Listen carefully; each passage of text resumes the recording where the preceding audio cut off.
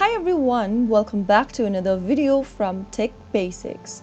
In this video, we are going to be learning how to log in to your Evergreen Mortgage account online. So without wasting much of our time, let's dive into the video. The first thing to do is to open a preferred web browser.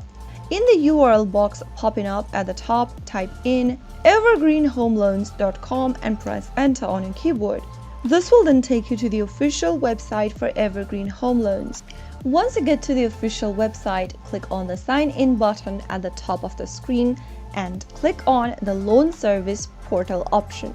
Here in this page, simply go ahead and enter your username and password associated with your Evergreen Home Loans account. Start off by typing in your correct username and type in your password on the next field.